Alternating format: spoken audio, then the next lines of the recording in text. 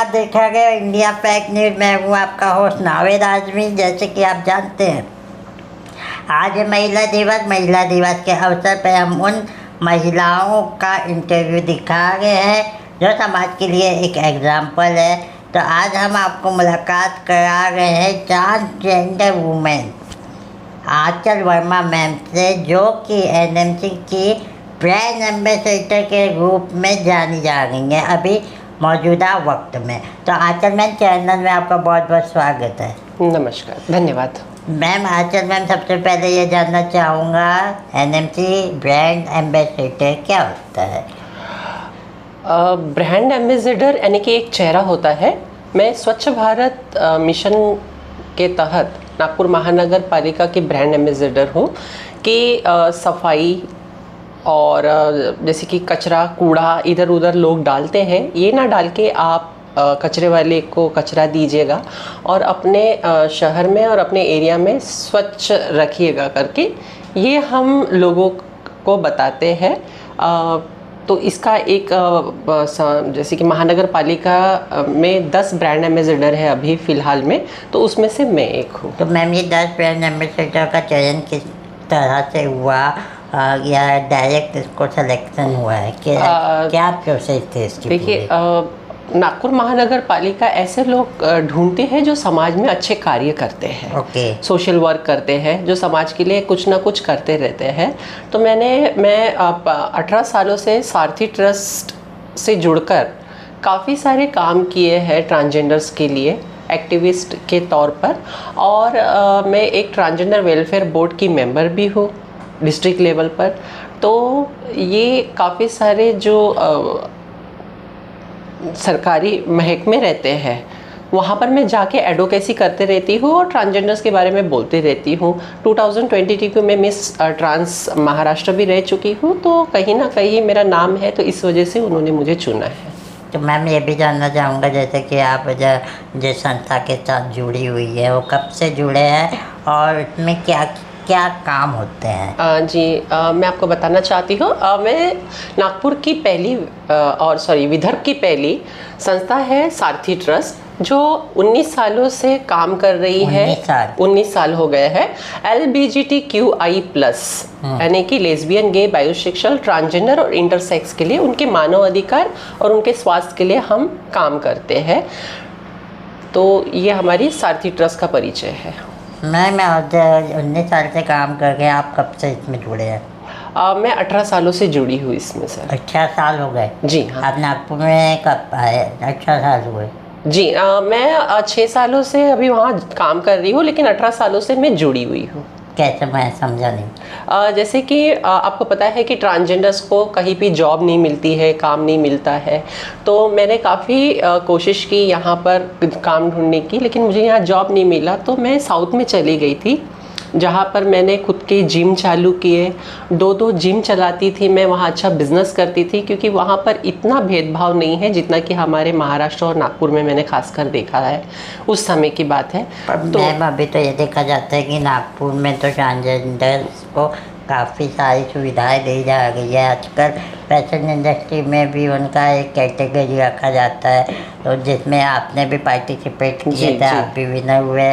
Sanaya ma'am करके है वो भी, और ऐसे कई ट्रांसजेंडर वुमेन्स हैं जो कि पार्टिसिपेट किए हैं।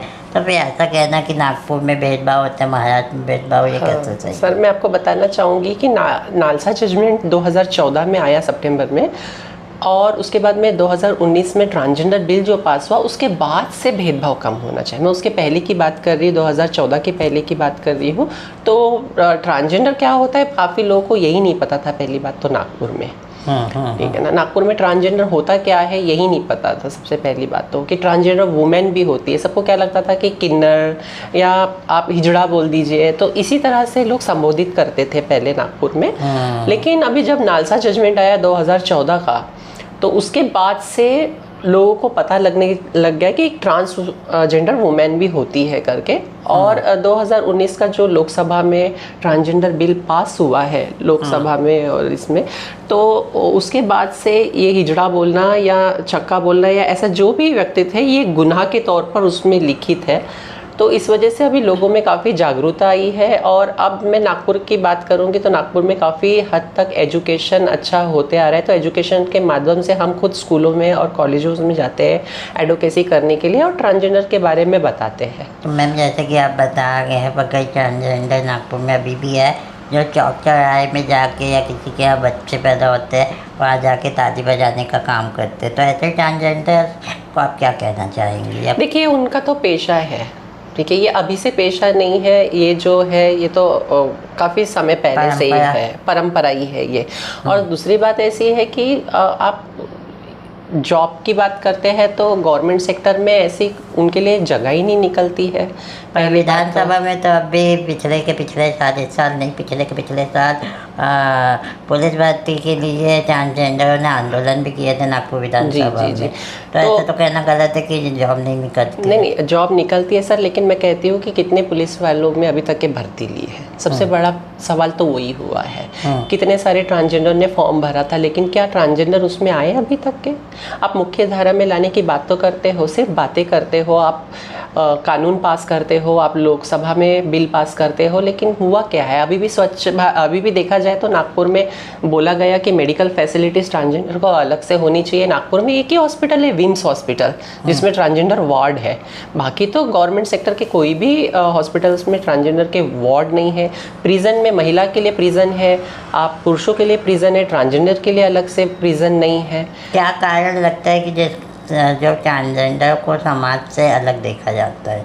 देखिए, ये समाज का हिस्सा ही नहीं मानते कई लोग, तो ऐसा क्या कारण लगता है? ये सबसे पहले तो ये पॉलिटिकल जो पार्टीज़ होती है, जब वोट का समय आता है तभी ट्रांसजेंडर्स की याद आती है। गवर्नमेंट सेक्टर्स में मैंने ये देखा है कि कितने ट्रांसजेंडर आपके नागपुर में है, क्या उनका वोटिंग कार्ड बना है या नहीं, उसी समय ट्रांसजेंडर की याद आती है। अगर नहीं बना है तो कृपया करके बना लीजिए और आप लोग सब वोटिंग कीजिए करके।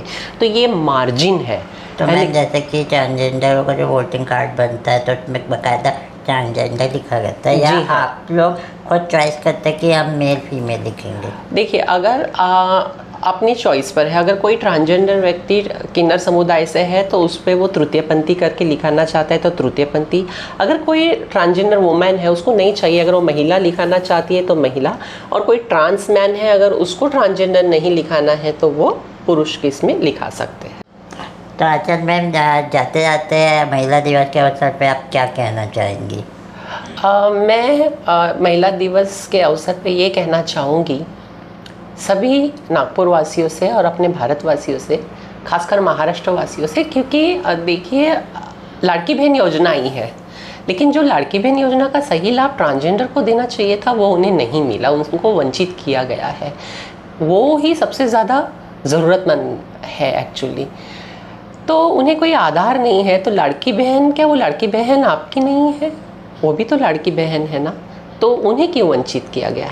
तो उन्हें भी शामिल कीजिए, लाड़की बहन योजना का लाभ दीजिए। जो पिंक रिक्शा निकल रहे हैं अभी 2000, मैंने सुना है 2000 पिंक रिक्शा निकल रहे हैं, उसमें 5% ट्रांसजेंडर्स के लिए भी दे दीजिए। कम से कम अगर जिसे चाहिए होगा तो वो अपनी रोजी रोटी खुद कमा सकते हैं। तो यही मैं आप सबको बताना चाहती हूँ और आपको वुमेंस डे अंतर्राष्ट्रीय दिवस की बहुत बहुत शुभकामनाएं देते हुए धन्यवाद। मैं आप सभी को 8 मार्च अंतर्राष्ट्रीय वुमेंस डे की बहुत बहुत शुभकामनाएं देती हूँ। और ट्रांसजेंडर्स जो है हमारे नागपुर में, बस यही कहना चाहती हूँ कि आप उनको अपनाइए, आप अच्छे दोस्त बनाइए, आप हंस के उनसे बातें कीजिए, आप उन्हें बुलाइए अपने घर, सम्मान दीजिए, तो आप देखिए वो भी आपको सम्मान देंगे।